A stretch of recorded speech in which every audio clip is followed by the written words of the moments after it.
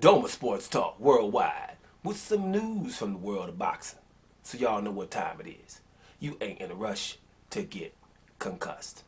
Now, if there's any coughing going on or sneezing or something, which I ain't gonna edit out because I'm, under the weather in a serious way, but some things just has to be said. So I'm excuse myself already. You know what I mean? First of all, Deontay Wilder, former WBC heavyweight champion, Deontay Wilder has said that he's going to continue to fight, right? He's going to continue to fight to show his greatness. Now, as far as I'm concerned, it didn't matter to me if he fights on or not because he's already showed his greatness, in my opinion, right? I was along for the ride. I saw all the knockouts of people that weighed 20 to 25 pounds more than he did. And the fact that he started at 19 or 20 years old and started knocking people out, that's phenomenal. So I don't really, if he fights or not, it didn't matter to me. Basically, I'm a guy who cares about justice. I'd rather see some other things happen before Deontay Wilder fights. And if he does fight on, guys, be prepared for some awkward situations. Up in the lead ups to fight, after the fight, the interviews with people who just look the other way when they know some things that went on. The fact that nobody in mainstream media will, just invite John McDermott on their show, right? Sometimes if somebody murders somebody or rapes somebody or child trafficking or anything like that, these real bad things, pedophiles, then normally they interview people where this has happened to them before. So the things that Deontay Wilder alleged after his fight are the exact same things that John McDermott alleged.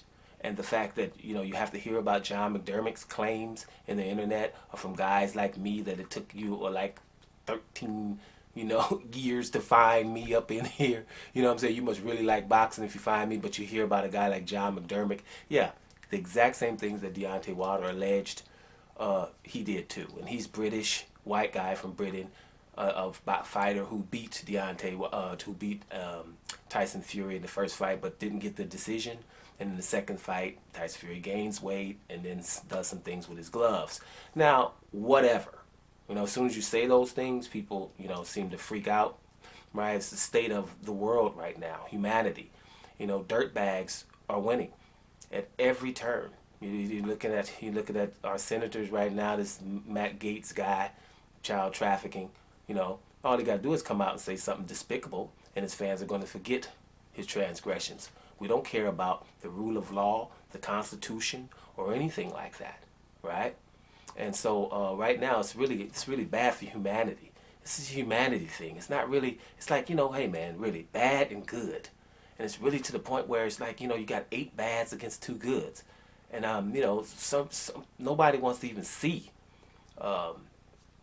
Justice be served. So it is what it is. But speaking of Tyson Fury and justice be served, Tyson Fury said, well, listen, if Anthony Joshua beats me, he's still not going to be the #1 heavyweight until he beats Deontay Wilder, right? Because Tyson Fury says Deontay Wilder annihilates every other, I have a problem with that word, annihilates, every other heavyweight, including Anthony Joshua. So Anthony Joshua, if he does beat Tyson Fury said, well, you still got to go see Deontay Wilder. And I think that's a good thing. I agree, matter of fact. So that makes Anthony Joshua have to deal with those demons of dealing with Deontay Wilder because, Anthony Joshua is going at Tyson Fury. He really wants that fight. Now let's get into that. The fight, we found out it's going to probably be in Saudi Arabia, right? And here is some stuff, some headlines from today. Right? You got AJ has signed for Fury fight. Like, didn't we hear that weeks ago? Headline from today. He signed for the Fury fight. Right? AJ said himself, we send Tyson Fury an offer he can't refuse. Didn't they already say 50-50? Didn't they all agree on everything already? Why is he saying we sent him an offer he can't refuse lately? He just said that. And he signed to fight. Right? The other stuff. Right? And here's another one. AJ wants the fight to be in Wembley. Right?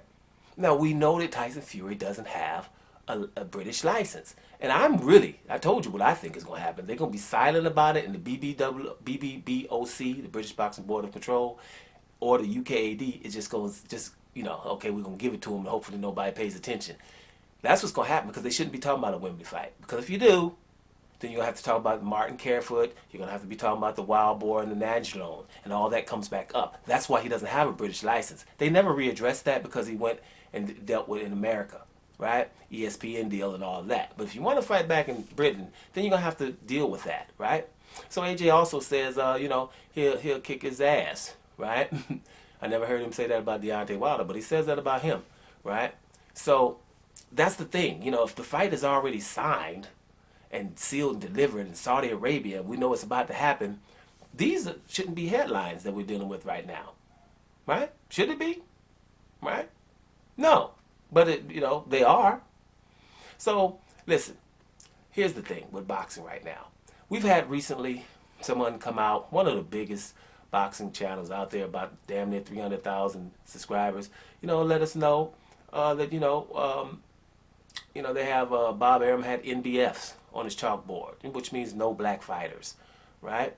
And these two guys who brought this out, this was huge. One guy had an interview, I think Barbershop's Conversations, had an interview with, I forget the guy's name, but he dealt with Bob Arum. The guy loves Bob Arum, he said it, but he said, yeah, he had that. Out of respect to black fighters, of course, but still, that exists, right? No black fighters for his fighters, right? So when somebody's saying something about the black fighters or whatever, that exists, right? From Bob Arum. Bob Arum is one of the main guys in boxing, 90 years old and been doing it forever. He said that. He said out of respect, because these guys, can fight. So we avoid them when we can, right? So that's not news for the internet. That's mainstream news. That's bombshell news, right? Because when you look at what's going on in the landscape with all of these wonderful young black fighters that can't get fights, and we keep calling them something. Let me say Devin Haney is one that sticks out right now because Devin Haney is the lightweight champion, WBC style, right? So they make the franchise title, which is the Charlo belt, right? Give it to Lomachenko so he doesn't have to fight this guy. A 21-year-old, Lomachenko. You remember that Lomachenko? Number one pound for pound, stuff we haven't seen before. Awesome, better than Andre Ward and Terrence Crawford. Remember, even though Lomachenko said fighting Terrence Crawford would be suicide. He was only 2 weight divisions away from Terrence Crawford at the time, if not 1. But I'm going to go with 2. So he says that would have been suicide, right? So that means, Mikey Garcia goes up to fight Errol Spence, or Kell Brook goes up to fight Gennady Golovkin. They didn't consider that suicide. The best fighter, that they've seen in a long time, never seen stuff like that, considered suicide to fight Terrence Crawford, right? But here's the deal. With Devin Haney, he didn't even want to fight him. He goes to fight Teofimo Lopez. Lopez wins. Teofimo Lopez doesn't want to fight Devin Haney either to become undisputed, the real undisputed. The reason why he doesn't want to do that is because he knows the media has called him and told him basically, don't worry, we're going to call that franchise belt, the brand new belt, we're going to call that the real belt, and we're going to start saying that the belt that Devin Haney has is not the real one. He got it through the email, which the other ones really got theirs from the email because they petitioned. Lomachenko asked to have something because he saw Canelo get it a month or 2 before, and he asked for that. He said, hey, is there something you can do for me not to fight Devin Haney? And they said, okay, you can have that too. Really, this is literally what goes on. I know you're mad at the guy who's telling you, but these are the facts. Call up Sullivan and say, Sullivan, why are you doing this, man? Because the people are seeing it. Right? No, but hopefully that somebody doesn't say something. So you come people thumbs down for telling the truth, which doesn't matter here, as obviously. But that's incredible for a 22-year-old to have Lomachenko and Teofimo Lopez won't fight him. Then it's mandatory, and Ryan Garcia comes up and keeps talking like, Devin Haney hasn't fought anybody. And Ryan Garcia's best win is Luke Campbell after he was on the canvas. Came back and beat him with a body blow. Awesome. But to say that the champion, who you just fought to be able to fight, hasn't done anything. Why would somebody be able to say that? A mandatory be able to talk to him like that? Why? Why? When would a mandatory get the gall to do that? Absolutely incredible. Yeah, because you know why? Because NBF. And we know that it's NBF because that's what's going on. No black fighters. So we can talk like that. Jaime Munguia. No one says anything that he won't fight Demetrius Andrade. He's the mandatory. And make sure this is clear. The dudes, with Devin Haney, it's absolutely ridiculous how they're doing. They're saying his belt doesn't mean nothing. He has the secondary belt. The real belt now is secondary. Even though the other people didn't even have to fight for the franchise. Just go beats Gamboa every damn round. And they can call that not impressive. Right? Boy, I tell you, it is really, really getting, it's really getting incredible. Right? The franchise belt, people should be outraged that damn franchise exists. The Charlo belt. Right? But they're not, because basically, hey, this is a way to avoid these dangerous fighters. The two fighters, it was three, right? All of them have one thing in common. They're extremely dangerous, and you're probably going to lose to them. That would be Charlo, was the mandatory for Canelo. He asked for it and got it. That would be Devin Haney, who was the mandatory for Devin Haney was a mandatory for Lomachenko. He asked for it. He got it. That would be Sor Rungvisai, right? Who's the mandatory for Estrada. He asked for it. He got it. The difference is Sor Rungvisai is happy because he wants to go fight Quadras anyway. So they say, okay, you fight Quadras, and then Estrada can fight your boy Gonzalez again, and everybody's happy. They got a 4-man tournament going on. But you never know what happens, because you know what? We had a 4-man tournament with Devin Haney. It was actually Devin Haney versus Lomachenko and Teofimo Lopez versus Colby. Teofimo handled his business. Lomachenko said, well, we're going to just kick Devin Haney out of the damn tournament.